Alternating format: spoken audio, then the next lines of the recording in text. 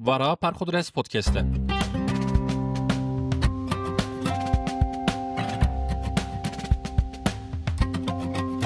سبا ببینم لدنه برای کارین کلتوری لکویه و چه دبه چه دقومه جار جاران و دکیم جی اینترنت د گاردین انگلیزان دخوینم. د گاردین دم ازوی دخوینم دبر را دسر را متنکا کنو کور در دخه پیش من. پاییز 2025 د متن دا معلنده گوتن کو پرانیا مدیای جی ایلن ماسک بگره حتی مالا مردوکان دبن کنترول میلیاردران دایه و اکتورن خراب و خیر نخواز معلومات شاش بلادکن و زرار ددن دموکراسی. د دوام دا د گاردین د بیجه فرقا ما کو پشت خاص پارتی دستکن خاندوان خا و ام به پالپشت وان کارن رندو راستو درست دکن. حز دکم جوی استراتژیا د گاردینه سکنه کیده دوی سربست بونه کیده ده. بو پرخودرس پودکسته بو و پودکستا خصوصی بو ادبیات سینرژی کا سوار چیده که من بانگ لگودارین وی کرکو ج پاترون دستکی بدن و دنگ وی بلند بکن. تموز 2025 به دستکن گودارین دلال $6 کت حساب پرخودرس پودکسته. آگوستوس 2025 جی $97 هات. زانم کو $100 بندکا پسیکولوژیکه. اگر وی بنده بشکینم از گاوه کدن نزدیکی هدف خوابم کو دبیجم سبا از وکیدن تیشی نکم و تن کاریم پرخودرس پودکسته بمشینم گرک ج پاترونه هر ماه $1000 وره به دستکین گهداران. لسر پاترونه به مهانه $1 دست بده که تعریف این دستکی. کسین زیاده دستنگ و حالتنک نتده البت وی زمانی بو مهک $1 زرار زیانکا مزن ناده بچیات کسی. لگاوا $1 جوی یک جوی $1 جوی یک جوی دکوین سر هفته مسئله اکا محتشم چیت به. دما منو بانگا د گاردین یا سر دستکین به $1 دیت بو به من پرعجبات بو. بس گاوا از دستکین به 10,000 به 100,000 کس فکری بوم و چاقه از سر وقت بوم مفهم کری بو د گاردین معاشن به صدان خباتکارین خوا چطو دده. بانگا من عیان و اشکره با همی گهداریم پرخودرس پودکسته. اگر پرخودرس پودکستش تکیل حیات وزیده دکه. اگر هون به حز و حیرانیه که لبنده هر خلکانو دمینن. اگر هون بجن ام د کردی دا حسرت کارن ونی چلنگن هون جدی کارن مهانه به $1 پشتا پرخودرس پودکست قوی بکن کو او سربست بمینه و کارن خایم به قالیت نسکینه و وان هینجی پیش رو ببه. امزانم کو او گهدارن مین مهانه 3 مهانه 5 مهانه $20 دادن پرخودرس پودکست